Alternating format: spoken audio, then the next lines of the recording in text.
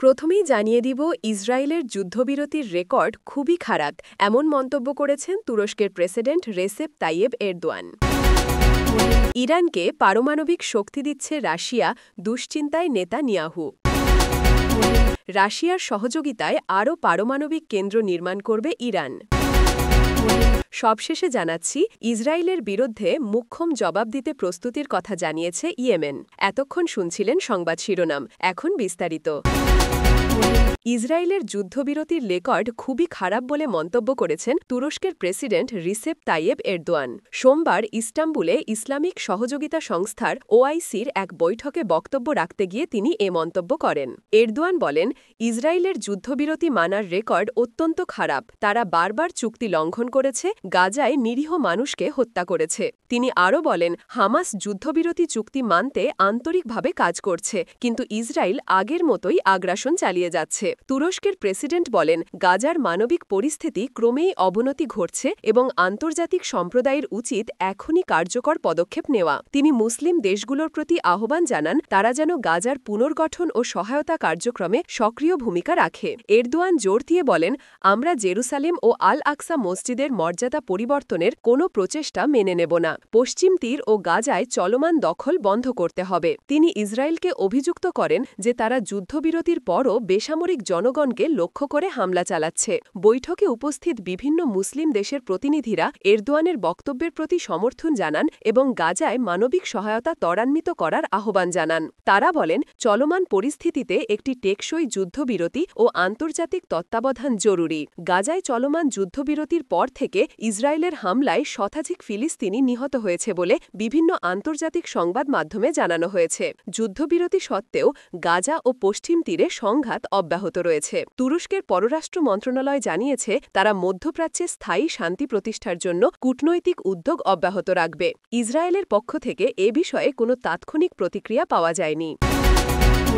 এরপর জানবেন, ইরানকে পারমাণবিক শক্তি উন্নয়নে সহায়তা দিচ্ছে রাশিয়া। এই তথ্য সামনে আসার পর উদ্বেগ প্রকাশ করেছেন ইসরায়েলের প্রধানমন্ত্রী বেঞ্জামিন নেতানিয়াহু। রুশ পররাষ্ট্র মন্ত্রণালয় জানিয়েছে, ইরানের বুশেহার পারমাণবিক বিদ্যুৎ কেন্দ্রে নতুন জ্বালানি সরবরাহ এবং প্রযুক্তিগত সহায়তা শুরু করেছে তারা। রাশিয়া বলছে, এই সহযোগিতা সম্পূর্ণ শান্তিপূর্ণ উদ্দেশ্যে করা হচ্ছে এবং আন্তর্জাতিক আইন অনুযায়ী কার্যক্রম চলছে। এদিকে ইসরায়েল আশঙ্কা প্রকাশ করেছে যে রাশিয়ার এই সহায়তার মাধ্যমে ইরান পারমাণবিক সক্ষমতা আরও বাড়াতে পারে। নেতানিয়াহু সোমবার তেল আভিভে এক সংবাদ সম্মেলনে বলেন, রাশিয়া যদি ইরানকে এভাবে পারমাণবিক শক্তিতে সহায়তা করে, তাহলে এটি শুধু ইসরায়েলের নয়, গোটা মধ্যপ্রাচ্যের জন্য হুমকি হয়ে দাঁড়াবে। ইসরায়েলি নিরাপত্তা সূত্র বলছে, রাশিয়ার বিশেষজ্ঞ দল ইতিমধ্যে ইরানে কাজ শুরু করেছে এবং পারমাণবিক জ্বালানি সরবরাহ চুক্তি আনুষ্ঠানিকভাবে কার্যকর হয়েছে।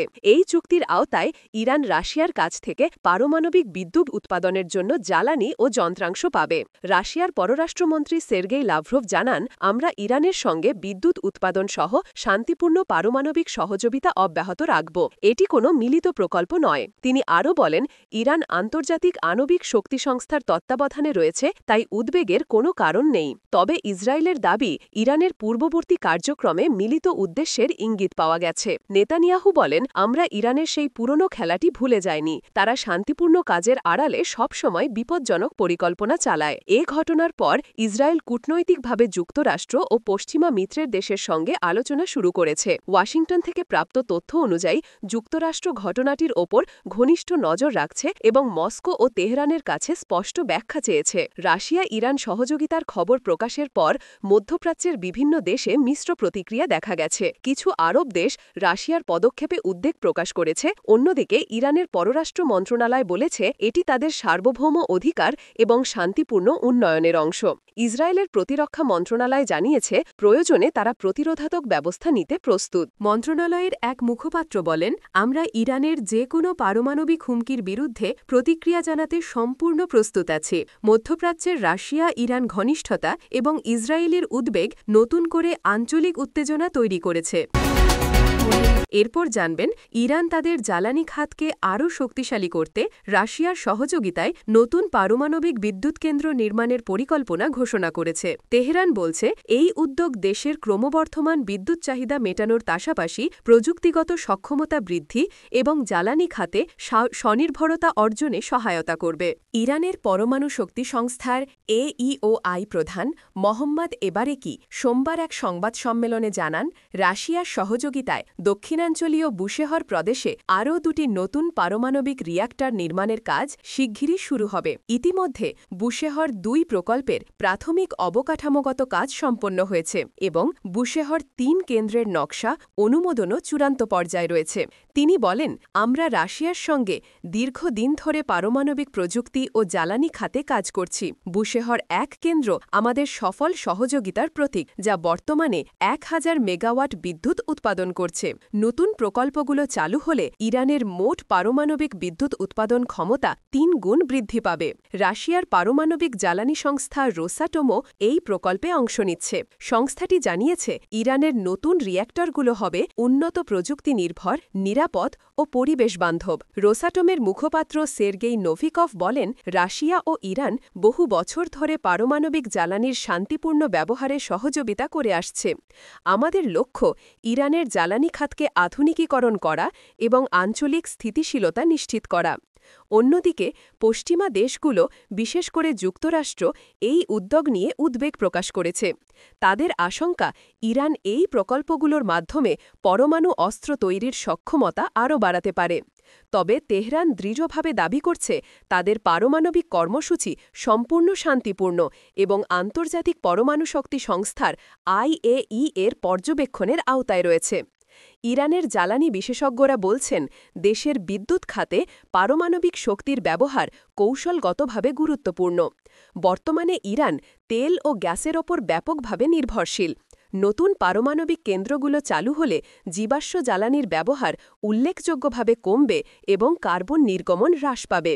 বিশ্লেষকদের মতে, ইরান রাশিয়া পারমাণবিক সহযোগিতা শুধু জ্বালানি খাতেই নয়, দুই দেশের কূটনৈতিক ও অর্থনৈতিক সম্পর্ককেও আরও গভীর করবে। রাশিয়া যখন পশ্চিমা নিষেধাজ্ঞার মুখে, তখন ইরানের সঙ্গে এই অংশীদারিত্ব উভয় দেশের জন্যই কৌশলগত সুবিধা বয়ে আনবে। উল্লেখযোগ্য, বুশেহর পারমাণবিক কেন্দ্র ইরানের প্রথম ও একমাত্র কার্যকর কেন্দ্র, যা ২০১১ সালে রাশিয়ার সহায়তায় চালু হয়েছিল। নতুন দুটি কেন্দ্র নির্মাণের কাজ সম্পন্ন হলে ইরান মধ্যপ্রাচ্যে পারমাণবিক বিদ্যুৎ উৎপাদনে শীর্ষস্থানীয় দেশ হিসাবে আত্মপ্রকাশ করতে পারে।